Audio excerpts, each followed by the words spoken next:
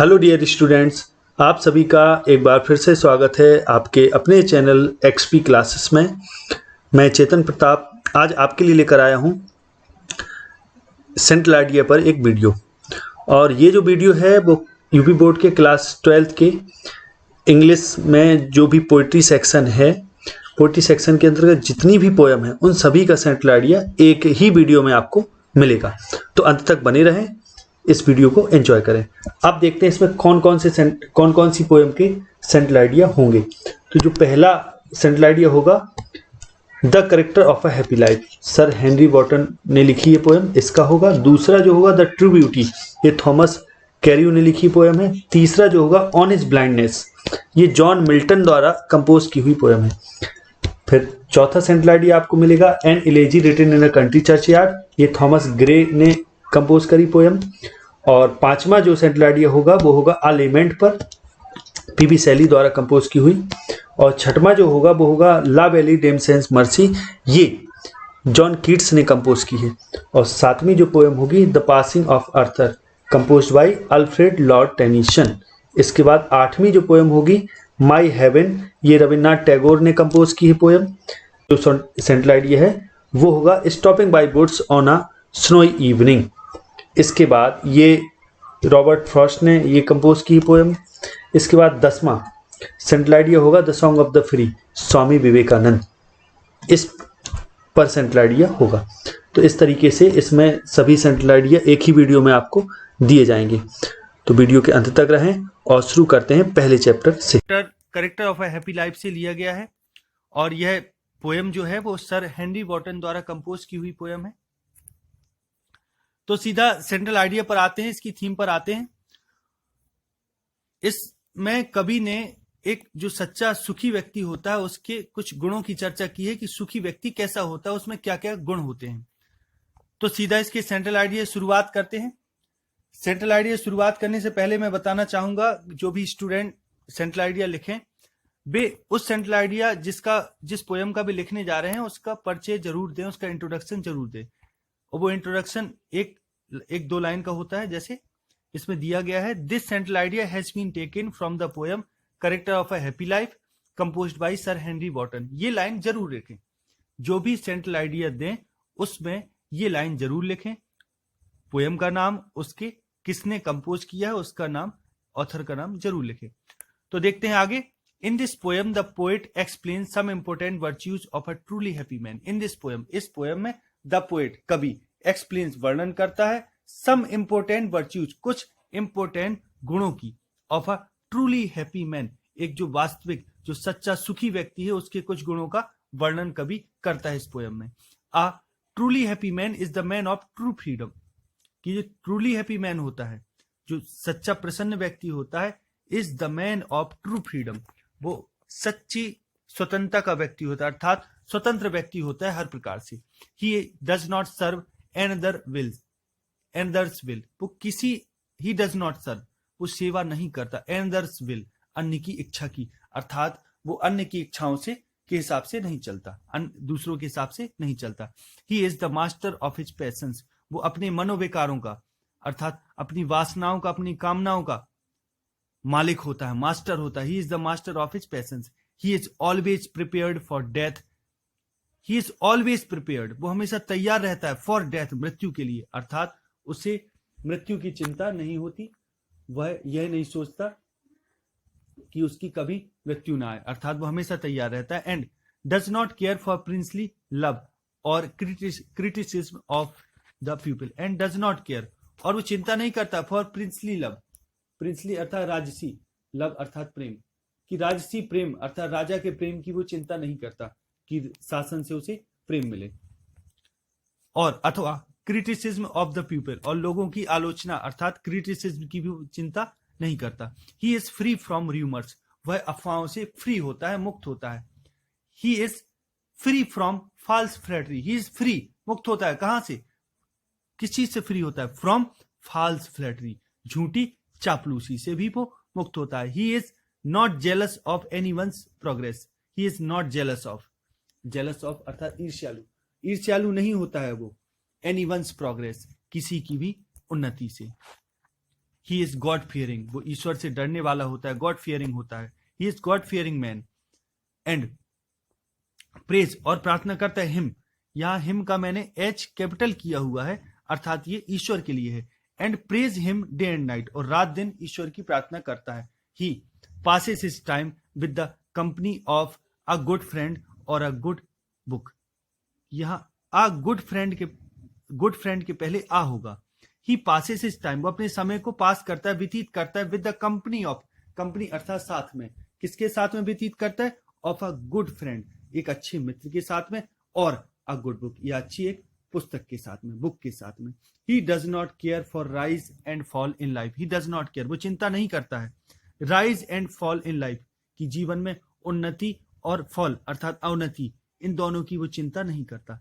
Although, यद्यपि, he has nothing, उसके पास कुछ नहीं होता, यानी कोई भी उसके पास मटेरियल वेल्थ नहीं होती, कोई धन संपत्ति नहीं होती, तो भी, यहां कॉमा का अर्थ है तो भी, he is Lord of himself, तो भी वो स्वयं का मालिक होता है, लॉर्ड ऑफ हिमसेल्फ, लॉर्ड अर्थात मालिक।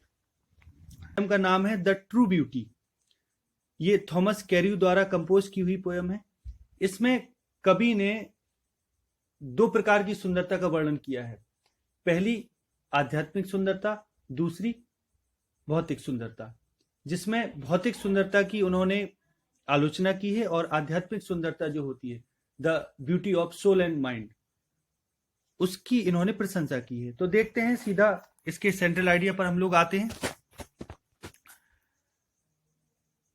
This central idea has been taken from the poem the true beauty composed by Thomas Carew, कि ये जो लाइन है कि this central idea has been taken from the poem, ये सेंट्रल आइडिया लिया गया है पोयम से। पोयम का नाम है the true beauty composed by, ये कंपोज की हुई है थॉमस कैरियो द्वारा। तो ये लाइन हर एक पोयम में सेंट्रल आइडिया देते समय आपको जरूर लिखनी है, बस इसमें हर जगह पोयम का नाम चेंज हो जाएगा और उसके ऑथर का, यानी उसके पोएट का नाम चेंज हो जाएगा। फिर इसके बाद जो मेन थीम है वो शुरुआत करनी होती है।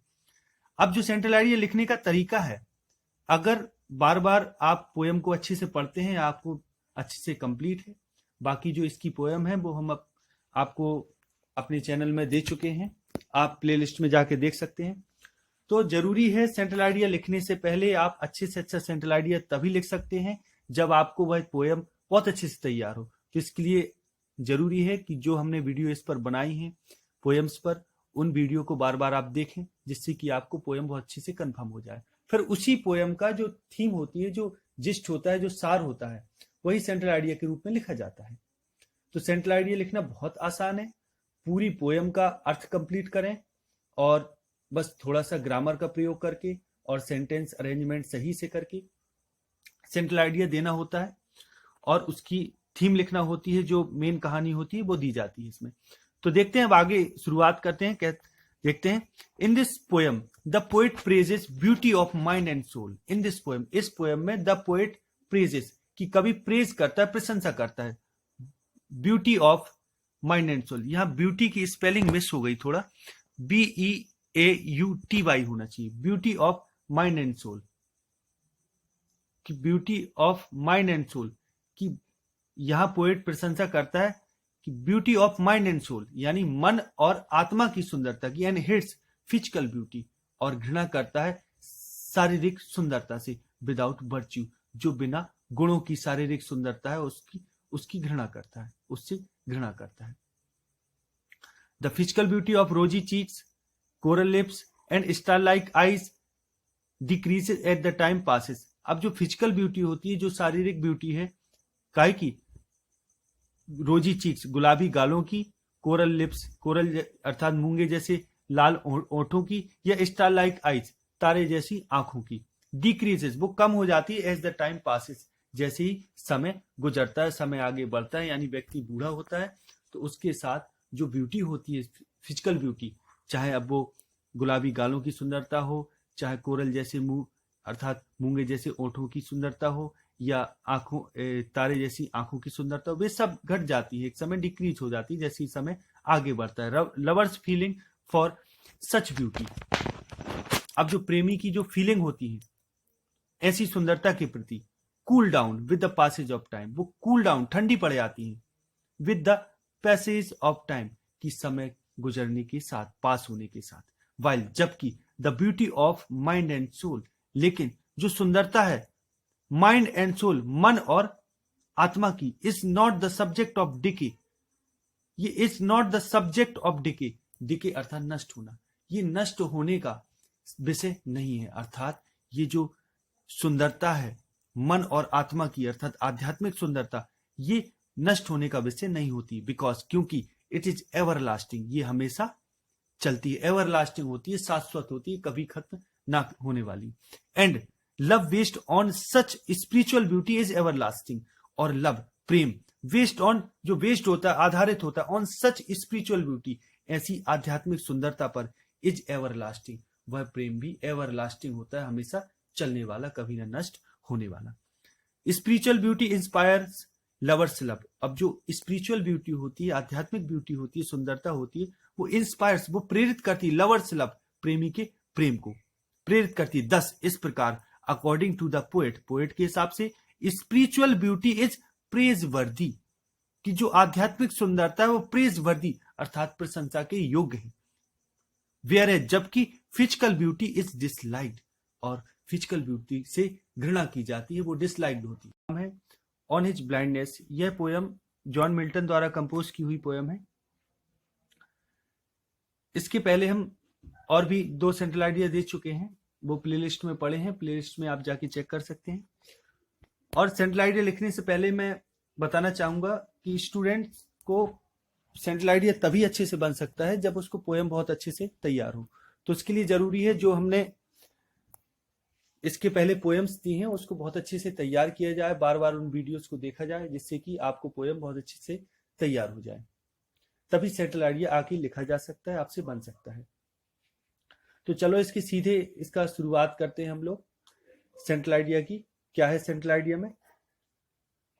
तो जैसे कि मैंने पहले के वीडियो में बता चुका हूं आपको कि कोई भी सेंट्रल आइडिया देना होता है तो उसके पहले एक लाइन जरूर लिखनी होती है जो उसका इंट्रोडक्शन होता है सेंट्रल आइडिया का, कि कौन सी पोयम का है और कहाँ, किस ऑथर ने इसको कंपोज किया है। तो देना होता है, this central idea has been taken from the poem on his blindness composed by John Milton, कि ये central idea on his blindness लिया गया है जो जॉन मिल्टन द्वारा कंपोज किया गया है, अर्थात रचित है। अब फिर इस सेंट्रल आइडिया में पूरे जो चैप्टर होता है, जो पोयम होती है, उसकी हमें थीम देना पड़ती है, जो सेंट्रल थीम होती है, जो केंद्रीय भाव होता है उसका, कि इसमें आखिर है क्या। तो इस पोयम में मैं बता दूं आपको, कवि अपनी उम्र के बहुत कम समय में, या ये कहें कि आधी उम्र में, लगभग 44 साल की अवस्था में अपनी आंखों की रोशनी खो देता है, और वह बहुत निराश होता है, और वह चाहता है कि अपने टैलेंट से, अर्थात जो उसके पास कविता करने का टैलेंट है, उससे ईश्वर की सेवा करे। तो इसके लिए वो ब्लेम करता है कि आप, ईश्वर से कहता है कि आप दिन रात मुझसे परिश्रम की आशा रखते हैं, चाहते हैं कि मैं आपकी सेवा करूं, लेकिन मेरी आंखों की रोशनी आपने छीन ली। तो जब वो ऐसा कहता है तो उसकी आत्मा उसको ऐसा ब्लेम करने से रोकती है और कहती है कि ईश्वर को मनुष्य के किसी भी गिफ्ट या सेवा की जरूरत नहीं है, क्योंकि ईश्वर के लिए वैसे भी बहुत सारे देवदूत हैं उसके पास जो उसकी सेवा करने के लिए तत्पर रहते हैं, और ईश्वर का सच्चा भक्त, सच्चा सेवक वही है जो उसके द्वारा दिए हुए कष्टों को बहुत हंसते हंसते आराम से सह ले। तो सीधा इसके उस पर आते हैं हम लोग सेंट्रल आइडिया पर। तो आगे मैं बता दूं आपको, ये इंट्रोडक्शन लिखने के बाद हम लोग सीधा इसकी थीम पर आएंगे। तो this central idea has been taken from the poem on his blindness composed by John Milton. The poet is very dejected. अब जो मेन सेंट्रल आइडिया शुरू होता है वो यहां से, the poet is very dejected, कि पोएट जो है बहुत डिजेक्टेड है, निराश है, at the loss of his eyesight at the age of 44, at the loss, खोने पर, द ऑफ हिज आईसाइट, कि अपनी आईसाइट अर्थात आंखों की रोशनी खोने पर बहुत ज्यादा डिजेक्टेड है, निराश है, एट द एज ऑफ 44, की 44 वर्ष की अवस्था में अपने आंखों की रोशनी खोने पर कभी बहुत ज्यादा निराश है। He has a keen Dzire, कीन अर्थात तीव्र, उसके पास तीव्र इच्छा है, डिजायर है उसकी, टू सर्व, सेवा करने के लिए, गॉड की, विद हिज पोएटिक टैलेंट, कि वो अपने पोएटिक टैलेंट अर्थात कविता करने के टैलेंट से, प्रतिभा से ईश्वर की सेवा करने की उसके मन में बहुत ज्यादा इच्छा है। बट लेकिन he is unable to serve him. यहां हिम का एच कैपिटल है, अर्थात ये ईश्वर के लिए प्रयोग किया गया है। He has a keen desire to serve God with his poetic talent, but he is unable to serve him. लेकिन वो ईश्वर की सेवा करने में अनेबल है, अक्षम है, बिकॉज क्योंकि ऑफ हिज ब्लाइंडनेस, अपने अंधेपन के कारण, अर्थात आंखों की रोशनी ना होने की वजह से वो ईश्वर की सेवा करने में अक्षम है, अर्थात योग्य नहीं है। He blames God for the loss of his eyesight. He blames, वो दोष लगाता है गॉड, ईश्वर को, for the loss of his eyesight, अपनी आंखों की रोशनी छिन जाने पर वो ईश्वर को दोष लगाता है। बट हिज कॉन्शियंस, लेकिन उसकी आत्मा, उसकी चेतना, प्रिवेंट्स हिम, उसको रोक देती है फ्रॉम ब्लेमिंग टू गॉड, कि ईश्वर को ब्लेम करने से वो रोक देती है कि तुम ईश्वर को ब्लेम मत करो। सून शीघ्र ही रियलाइजेस, वो ये महसूस करता है दैट कि God does not need any service of man, कि ईश्वर को जरूरत नहीं है, does not need any service of man, कि मनुष्य की किसी भी सर्विस अर्थात सेवा की। The state of God is kingly. अब जो ईश्वर की जो स्थिति है, जो अवस्था है, जो वो कैसी है, राजाओं की जैसी है, किंगली है। And he is the eternal master of universe, और वो इटर्नल, शाश्वत, इटर्नल अथवा शाश्वत, मास्टर अर्थात मालिक ऑफ यूनिवर्स, इस अखिल ब्रह्मांड का ईश्वर जो है वो शाश्वत मालिक है, इटर्नल मास्टर है।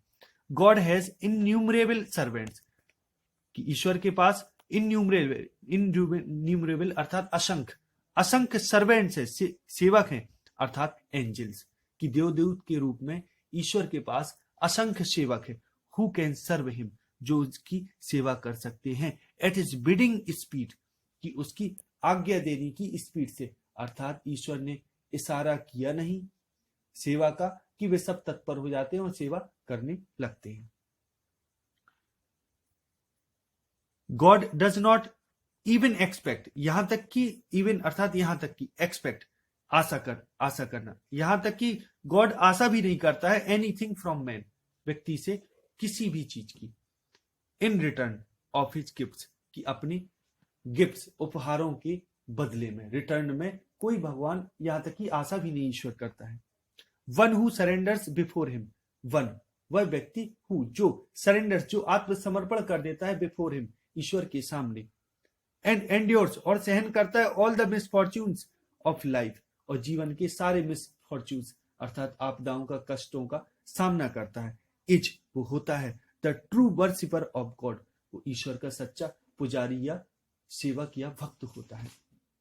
दस इस प्रकार द पोएट रियलाइजेस, पोएट ये महसूस करता है, अपनी गलती स्वीकार करता है, इस चीज को रियलाइज करता है कि realises the supremacy of eternal Lord of this universe, realises the supremacy अर्थात सर्वोच्चता, of eternal God, eternal Lord of this universe, जो इस यूनिवर्स का शाश्वत मालिक है, इटर्नल लॉर्ड है, उसकी सुपरमेसी अर्थात श्रेष्ठता को लेखक महसूस करता है, रियलाइज करता है। यह central idea an elegy written in a country churchyard composed by Thomas Gray से है। तो मैं चाहूंगा कि स्टूडेंट सेंट्रल आइडिया लिखने से पहले या उसको तैयार करने से पहले पोएम जो है वो बहुत अच्छे से तैयार करें। वैसे हम सारी पोएम्स को दे चुके हैं जो क्लास 12th में है, वो प्लेलिस्ट में आप चेक कर सकते हैं, प्लेलिस्ट में सारी पोएम्स पढ़ी हैं। और सेंट्रल आइडिया तभी बहुत अच्छे से बन सकता है जब चैप्टर जो है, पोएम है, वो अच्छे से तैयार हो, आपको बहुत अच्छे से तैयार होनी चाहिए इसके लिए। तो एक वीडियो को आप बार बार देखें जिससे कि आपको अच्छे से पोएम तैयार हो जाए और तभी अच्छे से सेंट्रल आइडिया बन सकता है। तो चलिए सीधा सेंट्रल आइडिया शुरुआत करते हैं। इसकी जो कहानी है वो आप जाके उसके लिए चैनल में विजिट करके जो इसका चैप्टर है वो देखें। तो सीधा हम लोग शुरुआत करते हैं पोएम से, इसके सेंट्रल आइडिया से। This central idea has been taken from the poem an elegy written in a country churchyard composed by Thomas Gray, कि ये central idea poem an elegy written in a country churchyard से लिया गया है जो Thomas Gray द्वारा compose किया हुआ है। यह लाइन हर एक सेंट्रल आइडिया में लिखनी होती है, कि ये इंट्रोडक्शन लाइन होती है कि ये सेंट्रल आइडिया कहाँ से लिया गया है और किसने ये कंपोज किया। किस पोयम से लिया गया है और किस ऑथर द्वारा वो पोयम कंपोज है, तो ये देना होता है। इसके बाद देखें आगे, in this poem the poet expresses his deep sympathy for the poor villagers. In this poem, इस पोयम में the poet expresses, पोएट व्यक्त करता है his deep sympathy, अपनी गहरी सहानुभूति, for the poor villagers, गरीब गांव वालों के लिए, who are lying buried in their small graves, who are lying buried, जो पड़े हुए हैं, buried अर्थात दफन, in their small graves, अपनी छोटी कब्रों में। तो these graves are under the elm trees, ये जो ग्रेव्स हैं, कब्र हैं, वो अंडर द elm trees, इल्म नाम के पेड़ों के नीचे हैं, और under the shade of yew trees, अथवा यू नामक पेड़ों की छाया के नीचे हैं। तो they are sleeping in their narrow cells as if they were neglected in their graves also, कि they are sleeping in their narrow cells, कि वे अपनी नैरो अर्थात सकरी, सेल्स अर्थात कब्रों में, कि वे अपनी सकरी कब्रों में सो रहे हैं, एज इफ मानो they were neglected in their graves also, कि मानो वे अपनी कब्रों में भी निग्लेक्ट हों। क्योंकि जो ये गरीब लोग हैं जिनकी ये कब्रें हैं, उसमें जो कब्रें हैं, कब्रों की दशा ये कहें कि बहुत दयनीय है, पुरानी कब्रें हो चुकी हैं, और ऐसे प्रतीत हो रहा है कि इनको जीवन में तो निग्लेक्ट किया गया ही है, साथ में इनकी कब्रों में भी इनको निग्लेक्ट किया गया है, और बड़ी साधारण सी उनकी कब्रें हैं। तो वे अपनी कब्रों में ऐसे पड़े हुए हैं जैसे वे यहाँ भी निग्लेक्टेड हों, उपेक्षित हों। तो nothing can bring them back to life, अब कोई भी ऐसी चीज नहीं जो उनको वापस जीवन में ला सके। The fresh and sweet wind, अब ताजी और मधुर वायु, सोइलो ट्विटरिंग, अबाबील का चहचहाना, कॉक्स क्राई, मुर्गे की बांग, और हंटर्स हॉर्न, और शिकारी का बिगुल, ये कुछ भी नहीं कैन, यानी ये सारी चीजें can never bring them back to life, ये सारी चीजें उनको कभी भी उनके जीवन पर वापस नहीं ला सकती, अर्थात ये सारी चीजें उनको जीवित नहीं कर सकती। चाहे सुगंधित और ताजी हवा हो, चाहे चिड़ियों का चहचहाना हो, चाहे मुर्गे की तेज बांग हो, या शिकारी के बिगुल की ध्वनि हो, कोई भी इनमें से इनको पुनः वापस कभी इनके जीवन पर नहीं ला सकती, अर्थात ये पुनः जीवित नहीं हो सकती।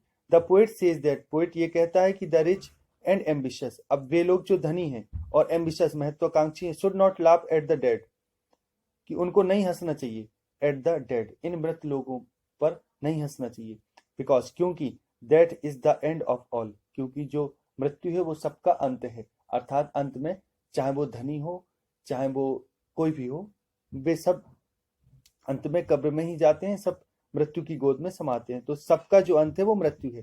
तो we should not proud of noble birth, कि हमें प्राउड ऑफ अर्थात घमंड करना, हमें अपनी नोबेल बर्थ यानी कुलीन घर में जन्म लेने पर घमंड नहीं करना चाहिए, पोजीशन पर घमंड नहीं करना चाहिए, एंड वेल्थ और संपत्ति पर घमंड नहीं करना। से लिया गया है जो पोयम, ये पोयम पीबी शैली द्वारा कंपोज की हुई पोयम है। तो मैं सेंट्रल आइडिया शुरुआत करने से पहले स्टूडेंट से कहूंगा कि जिनकी ये पोयम तैयार ना हो एलिमेंट, वे पहले तो इस पोयम को अच्छे से तैयार करें। इसके लिए हमने वीडियो बनाया है, बल्कि और भी जो पोयम है जो क्लास 12th में आनी है उन सब के लिए भी हम वीडियो बना चुके हैं, आप हमारी प्लेलिस्ट में जाके चेक कर सकते हैं। तो बहुत जरूरी है कि आप इस पोयम को पहले अच्छे से तैयार कर लें, तभी सेंट्रल आइडिया का मतलब निकलता है कुछ, अन्यथा सेंट्रल आइडिया ऐसे कंप्लीट नहीं होगा। तो जरूरी है सेंट्रल आइडिया को तैयार करने से पहले पोयम को अच्छे से तैयार किया जाए। तो चलिए सीधा सेंट्रल आइडिया पर आते हैं। सेंट्रल आइडिया शुरू होता है, this central idea has been taken from the poem element composed by P B Shelley, कि दिस सेंट्रल आइडिया, यह central idea has been taken, लिया गया है, फ्रॉम द पोयम, पोयम से, एलिमेंट से लिया गया है, कंपोज्ड बाय पीबी शैली, जो पीबी शैली द्वारा कंपोज की हुई पोयम है उससे लिया गया है। This poem is a musical expression of despair and rejection of the poet, कि दिस पोयम, ये poem is a musical expression, एक संगीतमय अभिव्यक्ति है, अर्थात गीत के रूप में, ऑफ डेस्पेयर, डेस्पेयर अर्थात निराशा, एंड रिजेक्शन अर्थात उदासी, ऑफ द पोएट, पोएट की निराशा और उदासी का एक गीतमय यही कहें कि संगीतमय अभिव्यक्ति है। इन द एज ऑफ 28 की 28 साल की उम्र में द पोएट रियलाइजेस, पोएट ये महसूस करता है दैट कि he will not live long, he will not live long, वो ज्यादा लंबा नहीं जिएगा, अर्थात और ज्यादा नहीं जिएगा। The world is without joy for him, कि जो संसार है उसके लिए अब बिना आनंद का हो चुका है, अर्थात संसार में उसके लिए कोई आनंद नहीं बचा, संसार उसके लिए विदाउट जॉय है। And he feels himself incapable, और ही फील्स, वो महसूस करता है, हिमसेल्फ स्वयं को, इनकैपेबल मतलब अक्षम, अयोग्य, ऑफ एंजॉइंग, एंजॉय करने में, द प्लेजर्स यानी वे आनंद, afforded by life and nature, जो जीवन और प्रकृति द्वारा ऑफर किए गए हैं, उन आनंदों को एंजॉय करने में वो स्वयं को इनकैपेबल अर्थात अयोग्य महसूस करता है, फील करता है। तो हिज लाइफ इज जॉयलेस, उसका जीवन आनंद रहित है, अर्थात उसके जीवन में कोई आनंद नहीं बचा। The changing seasons bring him no delight, अब जो मौसम भी बदलते हैं, चेंजिंग सीजन्स अर्थात मौसमों का बदलना, ब्रिंग अर्थात लाना, हिम नो डिलाइट, उसको कोई डिलाइट आनंद नहीं लाते उसके जीवन में, अर्थात मौसम बदलने से उसके जीवन में कोई आनंद नहीं होता। The glory of his prime, glory अर्थात वैभव, ऑफ हिज प्राइम, कि उसकी युवावस्था का जो वैभव है, विल नेवर रिटर्न, वो कभी नहीं लौटेगा, वो अब कभी नहीं लौटेगा। तो इस प्रकार से ये जो पोयम है वो एक लेखक का जीवन के प्रति जो निराशा और उदासी है उसको व्यक्त करने वाली पोयम है, कि लेखक अपने पूरे जीवन से निराश हो चुका है और वो ऐसी अवस्था में जब वो ये महसूस करता है कि अब वो और अधिक नहीं जिएगा, और सोचता है कि जीवन में उसके लिए कोई आनंद नहीं बचा हो, जीवन आनंद रहित हो गया उसके लिए, और वो इस पर खेद व्यक्त करता है कि उसका अब जो प्राइम लाइफ है, जो युवावस्था है, वो कभी उसका वैभव कभी लौटेगा नहीं। ला वैली डेमसेंस मर्सी, ये पोयम जॉन कीट्स द्वारा कंपोज की हुई है। मैं सेंट्रल आइडिया शुरुआत करने से पहले स्टूडेंट से कहूंगा कि जिनकी भी ये पोयम तैयार नहीं है, वे प्लेलिस्ट में जाके इस पोयम को पहले अच्छे से तैयार करें, बार बार वीडियो को देखें। हमने और भी जो क्लास 12 के अंतर्गत जो भी पोयम है वो सब उसमें दे रखी हुई है, प्लेलिस्ट में आप जाके चेक करें। फिर इसके बाद सेंट्रल आइडिया आपसे अच्छे से बनेगा, समझ में भी आएगा क्या है क्या नहीं, क्योंकि सेंट्रल आइडिया जो होता है वो पोयम की जो थीम होती है मेन, उस पर रिलेटेड होता है और वही होता है, थीम ही होती है। तो चलो शुरुआत करते हैं हम लोग सीधे सेंट्रल आइडिया से।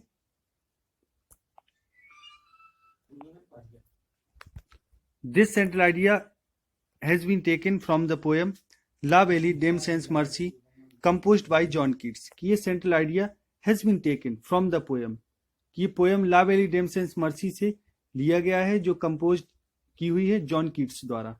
इन this poem the poet describes a night, इस पोयम में द पोएट कवि जो है वो डिस्क्राइब्स वर्णन करता है एक योद्धा के बारे में, who has been seduced by an evil spirit disguised as a beautiful lady, who has been seduced अर्थात होता है प्रलोभित होना, या ये कहें कि छला जाना या धोखा खाना, कि जिसको धोखा दिया गया है एक evil spirit अर्थात एक बुरी आत्मा द्वारा, जो disguised जो वेश में है, किसके वेश में है, एज अ ब्यूटीफुल लेडी, एक सुंदर स्त्री के वेश में एक बुरी आत्मा जो होती है उसके द्वारा इसको धोखा दिया गया है, seduced किया गया है। द नाइट, कि इसमें poet, in this poem the poet describe, poet एक योद्धा के बारे में वर्णन करता है जिसको एक सुंदर महिला, जो बुरी आत्मा होती है वो सुंदर महिला के रूप में इसको छलती है, इसके साथ धोखा करती है। The night was charmed bye the beauty of the lady, कि लेखक जो है वाज चार्म्ड आकर्षित हो गया था, by the beauty of the lady उस स्त्री की सुंदरता से। The fairy like lady was treacherous, अब जो स्त्री थी वो फेरी लाइक थी अर्थात परियों की जैसी थी, और वाज ट्रेचरस धोखेबाज थी। सी टुक हिम टू हर केव, वो उसको उसकी गुफा में, अपनी गुफा में ले गई। And they both expressed their love to each other, और दे बोथ उन दोनों ने एक्सप्रेस्ड व्यक्त किया, देयर लव अपने प्रेम को, टू ईच अदर अर्थात एक दूसरे से अपने प्रेम का इजहार किया। सी लल्ड हिम टू स्लीप, लल मीन होता है लोरी गाकर सुनाना, सुलाना, तो उसने उसको लोरी गाकर सुला दिया वहां अपनी गुफा में। The knight saw a dream, अब योद्धा ने एक स्वप्न देखा इन विच, जिसमें many kings, princes and warriors had been seduced by her, कि जिसमें कई राजा, राजकुमार और योद्धाओं ने उसके द्वारा धोखा खाया। हैड बीन सीड्यूस्ड बाय हर अर्थात उसके द्वारा छले गए या धोखा खाए गए। दे वार्नड हिम, उन सभी ने उसको वार्न किया, योद्धा को, not to trust the lady, कि वे लेडी का, उस स्त्री का विश्वास ना करें, उस पर ट्रस्ट ना करें। इसके लिए उन्होंने warning the. The night suddenly woke up in great mental confusion, कि द नाइट, योद्धा सडनली, अचानक, वोक अप, जागा, इन ग्रेट मेंटल कंफ्यूजन, कि बहुत बड़ी मानसिक भ्रम में वो जागा, अर्थात जैसे ही जागा तो उसको भ्रम हो गया, कंफ्यूजन हो गया, यानी वो कंफ्यूज हो गया। एंड फाउंड हिमसेल्फ, और उसने अपने आप को पाया, अलोन, अकेला, बाय द हिल साइड, पहाड़ी के पास या निकट पाया। She had left him alone, वो उसको अकेला छोड़ गई। पासिंग ऑफ अर्थर से लिया गया है, जिसके लेखक अल्फ्रेड लॉर्ड टेनिसन हैं। तो सेंट्रल आइडिया पर शुरुआत करने से पहले मैं चाहूंगा कि स्टूडेंट्स सेंट्रल आइडिया कंप्लीट करने से पहले वो इस पोएम को जरूर कंप्लीट करें। और यह पोएम हमने अपनी चैनल में दे रखी है, इसके पहले हम ये पोएम दे चुके हैं, आप हमारे चैनल की प्लेलिस्ट में जाके चेक कर सकते हैं। तो चलिए सीधा हम इसके सेंट्रल आइडिया पर आते हैं। This central idea has been taken from the poem the passing of Arthur composed by Alfred Lord Tennyson, कि ये central idea poem the passing of Arthur से लिया गया है, जो अल्फ्रेड लॉर्ड टेनिसन द्वारा कंपोज की हुई पोएम है। In this poem King Arthur gives his last message to his follower Sir Bedivere that change is the law of nature, कि इस पोएम में king Arthur gives his last message, कि अपना अंतिम मैसेज देते हैं, अपना अंतिम संदेश देते हैं अपने फॉलोअर, अनुयायी सर बिडीवर को, और कहते हैं कि change is the law of nature, कि जो परिवर्तन है वो प्रकृति का नियम है। It is very necessary for the balance of the bird, ये संसार के बैलेंस के लिए बहुत आवश्यक है। It is very necessary for the balance of the world, संसार के बैलेंस के लिए। इवन, यहां तक कि गुड कस्टम, एक अच्छी रीति, एंड प्रैक्टिसेस, और अच्छे नियम या कानून, प्रैक्टिसेस या अभ्यास, कुछ भी कह लें, या रीति रिवाज, शुड बी चेंज्ड, ये सारी चीजें बदलनी चाहिए। एक कस्टम और प्रैक्टिसेस या नियम कानून, ये चेंज होने चाहिए। If they continues for a long time, अगर ये बहुत लंबे समय तक कंटिन्यू रहते हैं तो दे टर्न इनटू इविल्स, तो ये ही बुराइयों में बदल जाते हैं। टर्न इनटू इविल्स, इविल्स अर्थात बुराई, टर्न इनटू अर्थात बदल जाना। They turn into evil and they may corrupt the bird, और ये संसार को भ्रष्ट कर सकते हैं, करप्ट कर सकते हैं। देयरफॉर, इसलिए we need not to be worried about changes, इसलिए हमें जरूरत नहीं है टू बी वरीड, चिंतित होने की, अबाउट चेंजेस, चेंजेस के बारे में, अर्थात परिवर्तनों के बारे में चिंतित होने की आवश्यकता नहीं है। गॉड इज द मास्टर, जो ईश्वर है वो मालिक है, and he fulfils himself in many ways, he fulfils himself, अर्थात वो अपने आप की पूर्ति करता है, इन मैनी वेज, कई तरीकों से, अर्थात प्रकृति में जो भी विषमताएं होती हैं, ईश्वर उन विषमताओं को अपने तरीके से भिन्न भिन्न विधियों का प्रयोग करके उनको पूरा करता है। तो we should pray to God, हमें ईश्वर की प्रार्थना करनी चाहिए, बिकॉज, क्योंकि इट हैज मैजिकल पावर, क्योंकि जो प्रार्थना होती है उसमें जादुई शक्ति होती है। It links the world with the feet of God, it links, ये लिंक करती है अर्थात जोड़ती है द बर्ड, संसार को, to the feet of God, ईश्वर के पैरों से, अर्थात ईश्वर के साथ जोड़ती है हमें प्रार्थना। दस, इस प्रकार King Arthur advises Sir Bedivere to pray to God for him, इसलिए किंग अर्थर सर बिडीवर को सलाह देते हैं प्रार्थना की उनके लिए, कि वो सर बिडीवर किंग अर्थर के लिए प्रार्थना करें। ऐसी किंग अर्थर, यह माई हेवन नामक पोयम से लिया गया है, जो गुरुदेव रविन्द्रनाथ टैगोर द्वारा कंपोज की हुई पोयम है। तो मैं सेंट्रल आइडिया पर जाने से पहले स्टूडेंट को कहूंगा कि वे पहले तो सबसे अच्छे तरीके से पोयम को कंप्लीट करें। इसके लिए बहुत जरूरी है कि आप हमारे चैनल की प्लेलिस्ट में जाके जो हमने पोएम्स पर वीडियो बनाए हैं उनको अधिक से अधिक देखें, बार बार देखें, ताकि आपको वो बहुत अच्छे से तैयार हो जाए। फिर तभी सेंट्रल आइडिया अच्छे से समझ में आ सकता है। तो चलिए सीधा सेंट्रल आइडिया पर चलते हैं। This central idea has been taken from the poem my heaven composed by Rabindranath Tagore. कि ये central idea poem my heaven से लिया गया है, जिसके रचयिता रविन्द्रनाथ टैगोर है, जो उनके द्वारा कंपोज की हुई पोयम है, रची हुई पोयम है। तो मैं स्टूडेंट से कहना चाहूंगा कि ये जो लाइन है, this central idea has been taken from the poem my heaven composed by Rabindranath Tagore, ये इंट्रोडक्शन लाइन होती है सेंट्रल आइडिया की। इसको आप लिख भी सकते हैं और ना भी लिखें तो भी कोई दिक्कत नहीं, लेकिन लिखना जरूरी भी है एक टाइप से। इससे पोयम का इंट्रोडक्शन पता चलता है कि सेंट्रल आइडिया, और इससे जो चेक करने वाला टीचर होते हैं उस पर भी एक इम्पैक्ट पड़ता है, प्रभाव पड़ता है कि हाँ आपको किस पोयम का ये सेंट्रल आइडिया है, किसके द्वारा कंपोज की हुई पोयम है। तो ये एक टाइप से जरूरी भी है, और ये स्टूडेंट की चॉइस है, ये लाइन लिखना चाहे अथवा ना लिखना चाहे वो स्टूडेंट पर डिपेंडेंट है।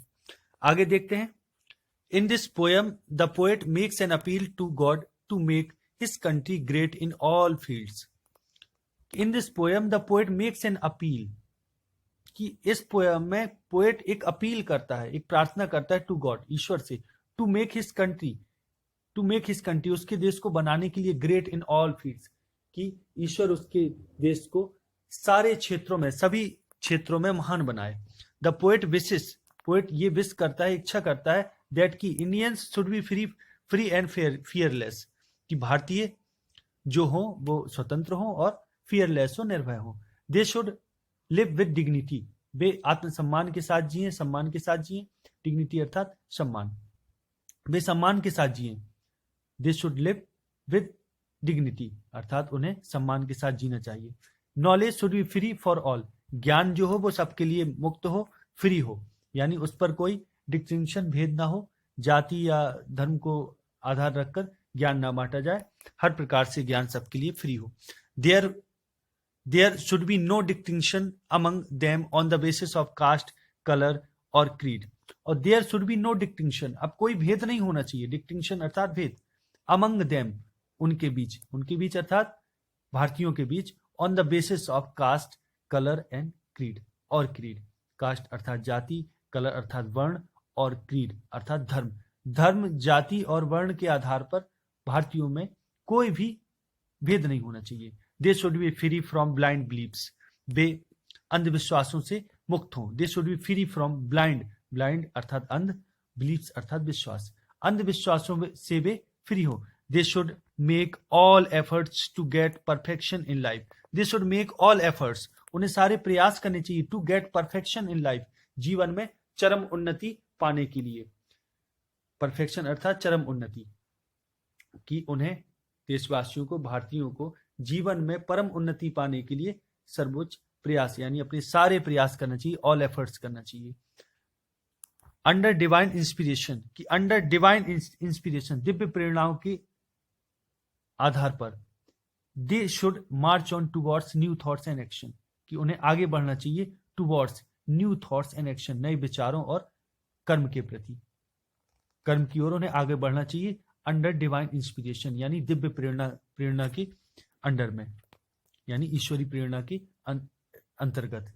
10 इस प्रकार ही प्रेज टू गॉड, इस प्रकार वो ईश्वर से प्रार्थना करते हैं, टू ब्लेस हिज कंट्री, कि ईश्वर उसके देश को, उनके देश को वरदान दे, विथ फ्रीडम अर्थात उनके देश को स्वतंत्रता प्रदान। जो poem stopping by woods on a snowy evening से लिया गया है, जिसके रचयिता हैं, पोएट हैं रॉबर्ट फ्रॉस्ट। तो सेंट्रल आइडिया शुरुआत करने से पहले मैं स्टूडेंट को कहना चाहूंगा कि वे इसकी पोयम जो है उसको बहुत अच्छे से पहले कंप्लीट करें। इसके लिए हम वीडियो भी दे चुके हैं, आप हमारे चैनल की प्लेलिस्ट में जाके चेक कर लें। तो चलिए सीधा सेंट्रल आइडिया पर आते हैं। सेंट्रल आइडिया है, this central idea has been taken from the poem stopping by woods on a snowy evening composed by Robert Frost. कि ये central idea poem stopping by woods on a snowy evening से लिया गया है, जो poem Robert Frost द्वारा compose की हुई है।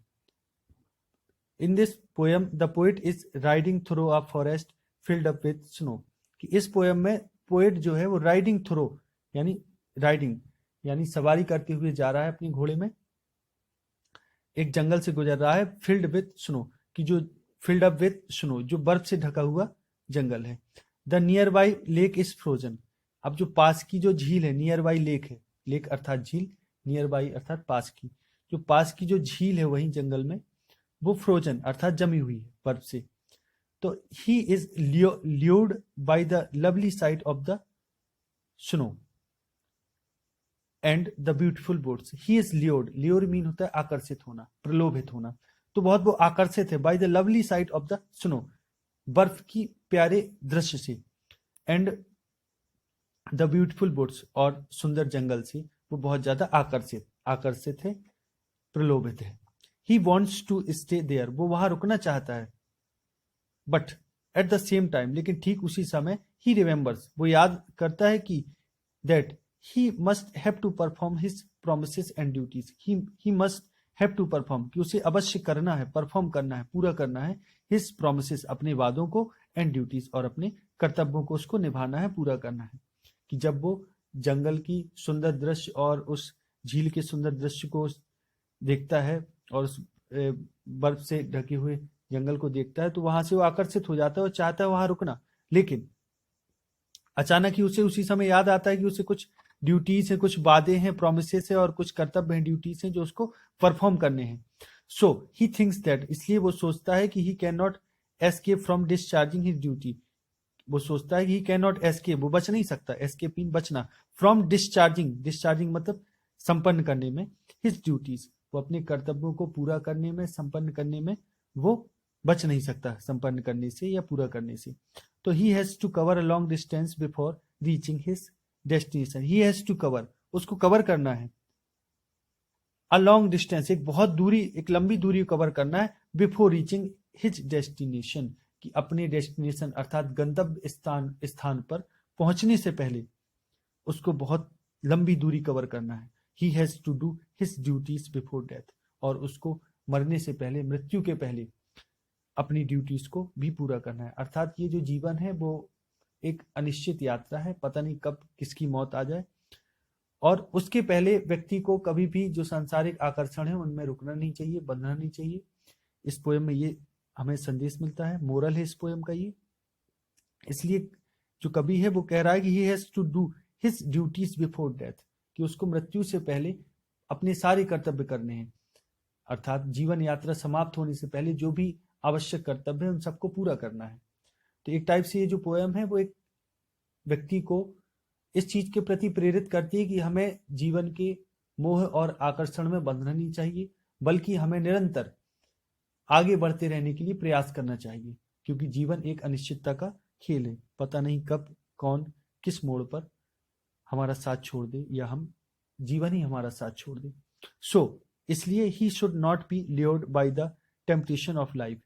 सो इसलिए कभी कहता है he should not be lured, lure अर्थात प्रलोभित होना या आकर्षित होना, by the temptations of life, कि जीवन के टेम्पटेशंस अर्थात प्रलोभन, कि जीवन के प्रलोभनों से उसे प्रलोभित यानी आकर्षित नहीं होना चाहिए, मोहित।